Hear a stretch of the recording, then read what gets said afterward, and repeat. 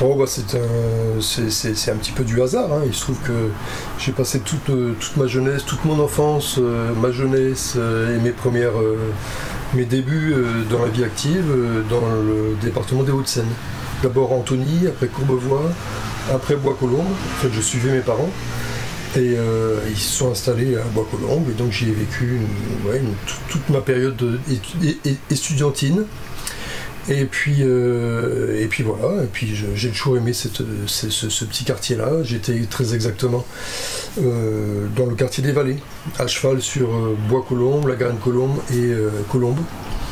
Et donc après je me suis installé dans mon premier appartement à Bois-Colombes, et puis après mon deuxième appartement à la Garenne-Colombes, avant de filer à l'est, rejoindre ma femme, et on s'est installé à Montreuil, après avoir fait une petite étape à Vincennes. Voilà.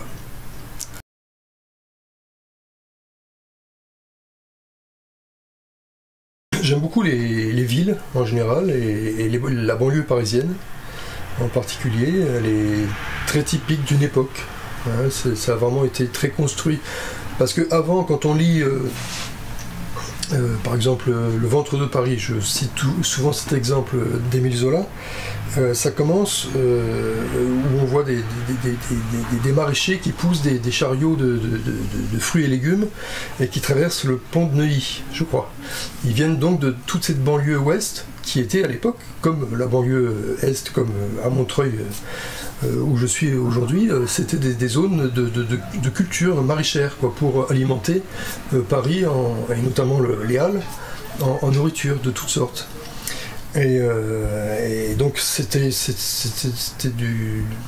des prés, des champs, des pâturages, enfin des trucs, il y avait 3 fois rien, presque rien. Et c'est dans les années 30, 30-40, 20-30-40, que ça s'est beaucoup construit avec l'apparition des petites usines, de tout un tissu industriel qui a poussé à cette époque-là, et on en voit encore aujourd'hui les traces quand ces usines sont toujours là. Et moi j'ai toujours trouvé ça très beau, ces vieilles usines en briques, avec ces toits en chède, ces cheminées qui grimpent jusque très haut dans le ciel. Et puis voilà, au milieu de tout ça, il y a des petites rues, des usines, des petites maisons. C'est un mélange. Il n'y a pas vraiment de style. C'est une espèce de fouillis architectural. On peut y voir des très belles maisons, comme on peut y voir des usines, comme on peut y voir d'anciennes maisons ouvrières très minimum, toute petite, il y a de tout. Et puis ça a été reconstruit par-dessus, il y a plusieurs strates qui se superposent. C'est tout assez passionnant, c'est très passionnant à observer, à analyser, à décortiquer quand on se balade dans toutes ces rues-là. Et je sais que Bois-Colombes, il y a des jolies rues, des jolies maisons, période 1900, 1920, 1930. Et il y a aussi des usines, et il y a la fameuse usine Hispano-Suiza, que j'ai tout de suite remarqué lors de mes promenades. Déjà parce que Hispano-Suiza, c'est un mot très prestigieux, hein, c'est bien sûr les avions, mais aussi les fameuses voitures des années 20-30, qui étaient les Rolls-Royce françaises, quoi, qui étaient des voitures magnifiques. Et je trouvais ça génial d'habiter tout à côté de l'usine Hispano-Suiza.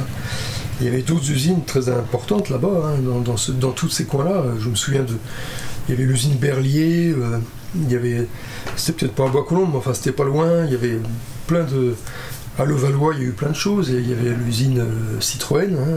Moi, quand j'allais aux Arts Appliqués, je traversais en train la Seine. Et je voyais, à l'époque, l'usine était toujours là, cette vieille usine qui crachait des 2 chevaux de toutes les couleurs.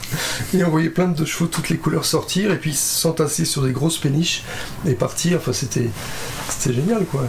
Bugatti a eu une usine aussi à Levallois. Je crois que la Tour Eiffel a été construite à Levallois. Enfin voilà, c'est des quartiers vraiment géniaux. Donc pour en revenir à Bois-Colombes, le grand truc de Bois-Colombes, c'était l'usine Hispano-Suiza. D'abord pour le nom, et aussi pour cette fameuse soufflerie, qui est vraiment superbe, quoi, qui était des souffleries comme ça. C'était avant la création de l'avènement de l'ordinateur, quand on devait faire des essais d'aérodynamisme pour des avions ou des voitures ou n'importe quoi. Et on les mettait dans des souffleries. Et donc c'était des énormes architectures avec une entrée d'air à un côté et une sortie d'air de l'autre côté. Et puis entre les deux, une énorme hélice d'avion ou plusieurs pour créer un mouvement, un flux et le projeter sur l'objet à étudier. Et donc cette soufflerie de Bois-Colombes est magnifique. Et je sais que je tournais souvent autour. J'ai connu l'usine qui fonctionnait toujours. Il travaillait, je crois. Il faisait des robots pour l'industrie atomique, un truc comme ça, des trucs. Et à un moment, je prenais un croquis de cette soufflerie, de l'entrée d'air, cet endroit vraiment particulièrement spectaculaire. Et puis il y a un gars en bleu de travail qui s'approche. Ah ouais, ça vous intéresse, ça vous trouvez ça bien? Ah ouais, c'était visiblement un travailleur de cette entreprise. Je lui ai dit tout le bien que j'en pensais. Et il m'a dit ouais, bah, il paraît que bon, de toute façon l'usine va fermer, ils vont la démolir. Ah, ça c'est vraiment très dommage et tout. Et puis en fait ça n'a pas été démoli parce que. Enfin, je sais qu'il y a eu une période sous Mitterrand avec Jack Land, le fameux Jack Land, qui a été un des premiers à. Tout comme Prosper Mérimée en son temps et Victor Hugo et Viollet-le-Duc ont su déceler dans les vieilles architectures gothiques un intérêt pour le patrimoine national qu'il fallait protéger. Eh bien, au XXe siècle, Jack Land a eu ce même intérêt-là pour les sites industriels, les usines, les architectures industrielles, qui ne valaient rien avant et qui étaient toujours systématiquement démolies quand on n'en avait plus besoin. Alors que grâce à lui, on s'est posé la question sur certains sites, est-ce que ça vaut le coup de le garder, de le conserver? Parce que c'est un témoignage d'une époque et c'est architecturalement très intéressant. Et c'est le cas de l'usine Bois-Colombes, enfin de la soufflerie. Alors bon, depuis ils ont démoli l'usine, ce que je trouve dommage, mais bon, il faut bien loger les gens. Ils ont conservé la soufflerie pour en faire un collège, ce que je trouve aussi dommage parce que ils ont gardé que la façade, quoi, que l'entrée d'air, mais le reste, bon, c'est un collège. Je suis pas tellement pour. Moi, j'aurais préféré. Déjà, quand je l'ai connu, c'était pas une soufflerie depuis longtemps. Hein. C'était des bureaux à l'intérieur. Ils avaient construit, ils avaient aménagé. Donc, on voyait bien, il y avait à travers l'entrée d'air, il y avait des étages. Enfin, c'était plus une soufflerie. Alors, j'ai su après, longtemps après. Enfin, je savais que mon grand-père était directeur général d'une grosse entreprise d'électricité dans les années 30, 40, 50, 40, 50, 60. Et il produisait des turbines pour les barrages hydroélectriques, des moteurs pour les locomotives, des tas de choses. Et j'ai vu en fouillant dans ces vieux papiers qu'ils avaient aussi fourni le moteur électrique de la soufflerie de la fameuse soufflerie de Bois-Colombes. Je trouvais que c'était un signe, quoi. Moi qui aimais tant cette soufflerie, de savoir que le moteur qui la faisait vivre avait été fourni par l'usine de mon grand-père. D'ailleurs, quand j'en parlais à des anciens de Bois-Colombes, qui devaient être de plus en plus rares, ceux qui ont connu les années 40-50, enfin 30-40-50, m'expliquaient que quand elle fonctionnait, ça faisait un barouf du diable, quoi, qu'on entendait partout, quoi, que ça faisait un bruit énorme. Et première anecdote, et deuxième anecdote, c'est que j'ai cru comprendre qu'elle a pas mal été visée par les Anglais pendant la dernière guerre, qui ont bombardé la France.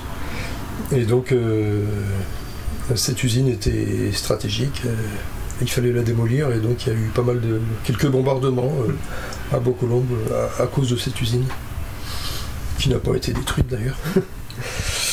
Ouais. Enfin voilà, je pourrais en raconter plein d'autres, mais je connais pas trop d'autres souffleries. On en voit dans le cinéma. La Horse avec Jean Gabin, je sais que les premières images, ça commence par une soufflerie comme ça. Mais je sais pas ce qu'elles sont devenues, les autres souffleries. Enfin, en tous les cas, celle-là, voilà, elle a été très importante pour moi. Et donc, je continue parce que je suis bavard, mais quand j'animais ce personnage Victor Levallois, et qu'il était question de faire le troisième tome, qui était un épisode qui se passait donc dans le milieu industriel avec des espions, etc., à l'époque de la reconstruction d'après-guerre, il fallait trouver un lieu et quelque chose, une usine, et j'en ai parlé à mon copain scénariste Laurent Rouillet. Je lui ai dit ouais, moi à côté de chez moi il y a l'usine Hispano-Suiza, c'est superbe et tout, et donc on a décidé de situer l'action dans cette usine, et on a débaptisé Hispano-Suiza pour lui donner un nom à nous, ce que j'ai toujours trouvé un peu dommage. Ça aurait été mieux de garder Hispano-Suiza, c'était très bien comme ça. D'ailleurs l'album va être réédité bientôt, je me demande si je vais pas modifier les planches, tiens, c'est une idée, et transformer le nom par Hispano-Suiza. Enfin bon, je sais pas. Ah bah voilà un scoop.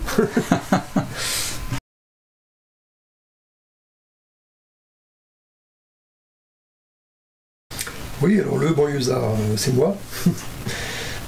J'ai toujours vécu en banlieue, hein, que ce soit la banlieue de l'Ouest dans ma jeunesse et la banlieue Est aujourd'hui. Et j'aime beaucoup les banlieues. J'aime beaucoup les villes et la banlieue parisienne particulièrement. À Paris, il y a c'est la grande ville historique, c'est la capitale de la France, c'est magnifique, j'y me promène souvent. Il y a des choses magnifiques, il y a le pouvoir, il y a des tas d'architecture très emblématiques de toutes ces forces de la nation, que ce soit donc effectivement la culture, le pouvoir et autres. Alors qu'en banlieue, c'est moins ça, c'est plus donc dans les années vraiment avant les années 30, fin 19e, c'était encore des maraîchers essentiellement, quoi. Des terres de maraîchers pour cultiver des fruits et légumes pour alimenter le ventre de Paris. Et on le voit dans les premières pages du ventre de Paris, justement, d'Émile Zola. J'avais été frappé par ça, c'est d'après mes souvenirs, des maraîchers qui poussent des chariots de fruits et légumes et qui traversent le pont de Neuilly comme ça pour aller jusqu'au ventre de Paris, quoi, aux Halles. C'était vraiment l'activité principale. Et puis après, il y a eu l'avènement de l'industrie, du monde industriel, et tous ces petits maraîchers ont petit à petit été remplacés par des petites usines, des petits ateliers, et puis les logements pour tout ce petit monde qui travaillait dans cette industrie-là.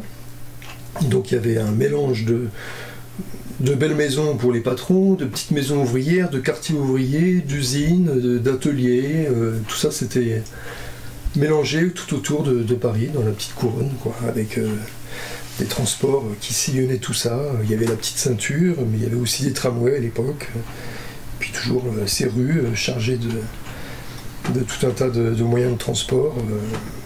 Bon, aujourd'hui c'est les autobus, le tramway revient.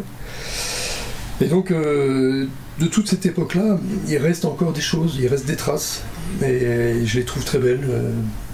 Peut-être que je suis nostalgique, mais j'aime beaucoup me promener dans ces quartiers-là et voir toutes ces strates d'époque et d'activités industrielles et autres de la France, de l'époque, de cette partie de l'Occident, quoi, qui était très industrieuse et qui était mélangée avec tout ce qui fait la vie de la nation, quoi. Pas seulement l'industrie, mais la culture, les scientifiques, les ouvriers, les jeunes, les vieux, tout ça s'était mélangé et vivait dans cette ville sans style, mais riche, très originale en diversité. Et encore aujourd'hui, c'est bien qu'on démolisse pas mal, il y a toujours plein de jolies choses à regarder. Et j'ai toujours aimé ça, me promener au hasard, sans but précis, tourner à droite parce que ça a l'air pas mal, et à gauche, continuer, au gré de mes découvertes. Et une fois, j'ai fait une très chouette balade. J'ai été de chez moi à Bois-Colombes jusqu'à la Défense. les fameuses tours de la Défense que je voyais de chez moi, au loin. C'était là, en quelque sorte, une sorte de but. Tiens, je vais aller à pied, il fait beau, je vais aller jusqu'à la Défense. Et c'était une belle balade. J'y ai vu le quartier se transformer petit à petit au fil de mes pas. Passer de cette petite banlieue, petit bourgeois de Bois-Colombes, jusqu'à la Défense, ce grand quartier d'affaires tout en béton, avec ces grosses tours, grosses tours très prétentieuses. Et entre les deux, il y avait des petits quartiers beaucoup plus populaires, beaucoup plus simples, plus humbles, et qui étaient, eux, souvent en passe d'être démolis, abandonnés, avec des fenêtres murées, des vieux murs délabrés. Enfin bon, on sentait qu'ils étaient en train de tout casser, et effectivement, au fil de mes pas, à force, plus j'avançais vers la Défense, plus il y avait de chantiers, de forêts de grues qui tournaient avec leur bruit et toute cette activité de chantier, quoi. Et ces tours qui poussaient, ces immeubles en béton qui poussaient. J'ai donc traversé tout ça et j'ai été jusqu'à la Défense, qui est un petit peu jusqu'à l'Arche de la Défense, qui est un petit peu devenu le symbole de la Défense. Il a remplacé un autre symbole qui était le CNIT, mais enfin ça c'est une autre histoire. Le premier bâtiment ultramoderne construit à la Défense, c'était le CNIT en 58. Un bâtiment gaulien formidable qui se voit du ciel, on voit un triangle blanc parfait et il repose sur 3 pieds seulement. C'était vraiment une belle réalisation en béton. Ça c'était du beau béton, du bon béton, parce que c'était vraiment original, intéressant. Ça permettait de faire un très grand hall d'accueil pour tout un tas d'activités. Depuis, ils l'ont vraiment dénaturé, c'est dommage, ils ont construit des tas de choses à l'intérieur, donc ça n'avait plus rien dire. Enfin bon, c'est triste, mais enfin bon, ça a été fait. Maintenant, le symbole de la Défense, c'est plutôt l'Arche de la Défense. Ce grand cube est vidé, qui est pas mal du tout, qui est une belle réalisation. Et j'ai été jusqu'à cette arche. Et le grand principe de la Défense, c'était de mettre les voitures sous la chaussée. C'est-à-dire qu'il y a une grande dalle sur laquelle les gens circulent à pied et vont à leurs occupations. Et sous cette grande dalle, il y a plein de parkings et des routes. Et les voitures, tout ça, elles sont... Bon, ça a été une erreur urbanistique, on se rend compte aujourd'hui, c'est pas vraiment bien, parce que en tant que piéton, on ne sait pas trop où aller et tout. Enfin bref, ça a été fait comme ça. Jusqu'à la Grande Arche de la Défense. Mais derrière la Grande Arche de la Défense, on retrouve le schéma habituel où là, il y a les rues avec le vrai rez-de-chaussée, les piétons qui déambulent sur des trottoirs à côté de la circulation automobile, quoi, comme partout. Et donc on a vraiment le sentiment que cette Grande Arche est le bout de la Défense, et la Défense que j'ai vu pousser, s'étendre sur les petits quartiers pauvres de part et d'autre, semble s'arrêter au niveau de la Grande Arche. Et après la Grande Arche, paf, on tombe sur le vieux quartier des années 30. D'un coup, brusquement. J'ai toujours trouvé ça un petit peu étrange. Et en fait, j'ai constaté qu'au pied de la Grande Arche, il y a un cimetière. Un grand cimetière. C'est le cimetière de toute la population de ces quartiers-là, à l'époque où il n'y avait pas la Défense. C'est des gens qui ont vécu dans les années 30, 40, 50... Et un vieux cimetière classique avec des croix en pierre et des pots de fleurs. Et j'ai toujours trouvé ça très intéressant de constater que, en fait, j'avais le sentiment que c'était ce cimetière qui empêchait la Défense de continuer de sa progression et qui la bloquait là. Et la Grande Arche s'arrête pile sur ce cimetière et n'ose plus avancer. Parce que c'est un petit peu difficile me semble-t-il, de construire sur un cimetière. Alors je ne sais pas ce qu'il en est aujourd'hui, c'est une bande dessinée qui date d'il y a une bonne trentaine d'années. Alors Je ne sais pas, j'y suis pas retourné depuis, mais en tous les cas, j'ai trouvé que c'était une belle histoire et je l'ai mise en bande dessinée. Et ça a été publié dans Lapin pour l'association.